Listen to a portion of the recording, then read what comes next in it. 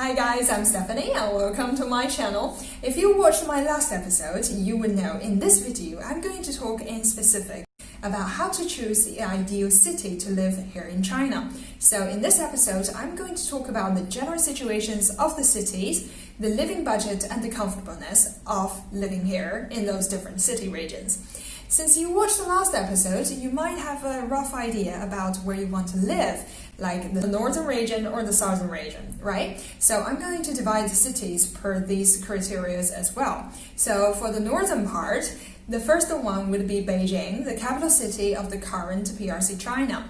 Now, besides Beijing, there's another one is Xi'an. Xi'an was once the capital city of many or dynasties. So both are obviously historical cities where it has had a lot of scenic spots and historical spots that you can check out. It would be fun. So that is two international cities that are recommended in the northern region. Come to the southern region. One you are very familiar with, which is Shanghai, right? The fashion and economy hub of the southern region.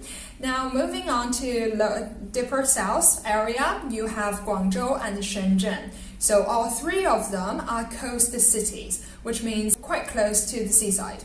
Now, the other one is Chongqing, okay? So that's in the southwest region. If you want to check out panda, you should go to Chengdu.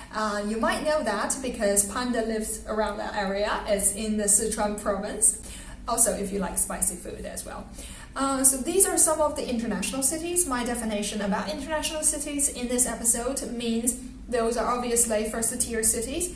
And the other thing is, there is a considerably number of foreigners residing there, so you can very easily find your tribe.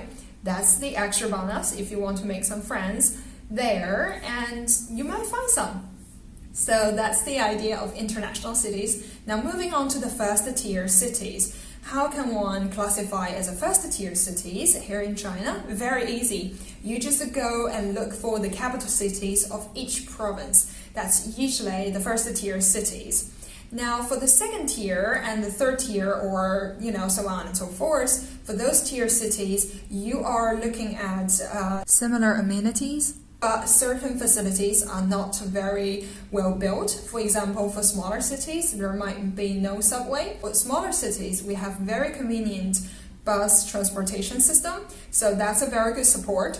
Although you might not be able to find bilingual road signs or something like that, so it might be a little bit tricky if you don't really understand Chinese. So there's that you should consider. As for the living budget and the comfortableness, needless to say, if you're in the international cities or the first tier and maybe second tier cities, you can easily go around and the living cost is relatively high, especially those international cities. You have to make sure you've got a lot of money, a lot of capital flow to make sure you've got a nice place to stay and for your daily expense. Right? Now, moving on to the third and the fourth cities, of course, you are facing a situation that you will spend less, but that also means you are earning relatively less. I think that is universal, so needless to say.